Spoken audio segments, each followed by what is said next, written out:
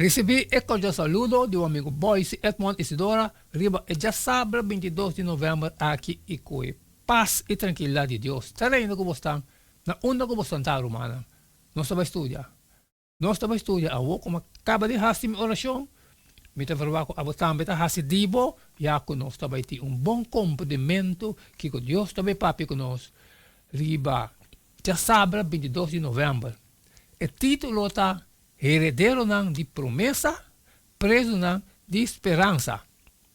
Nós também lemos para estudo de semana aqui, Gênesis 3, 17 até 24, Deuteronômio 6, 3, Josué 3, 7, e Hebreu 2, 28, Levítico 25, 1, 5 e 8, 13, Ezequiel 37, 4 e 25.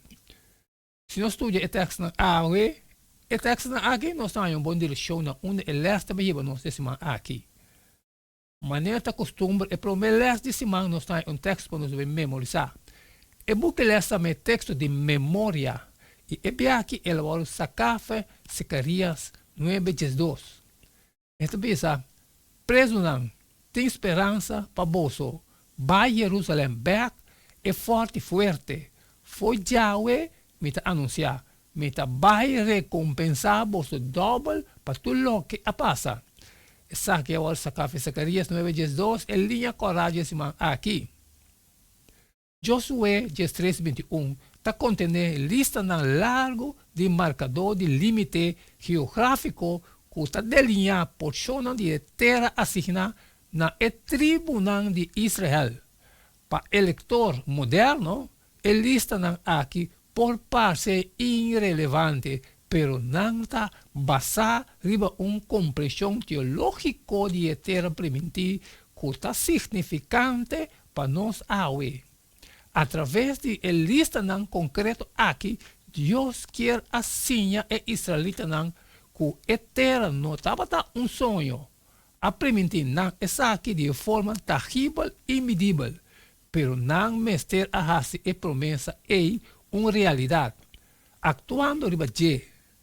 Com outra palavra, se Deus estava baixo na terra como herência, lo está regalo, realizar de cumprimento de lo que ele aprendeu no antepassado.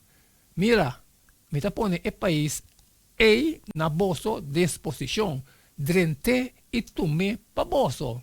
Amém. Senhor, agora, bolso antepassado Abraão, Isaac e Jacob, que está e país aqui, me está dando e não descendiente Deuteronômio 1:8. Pero sim, não também mestre a desempenhar rol.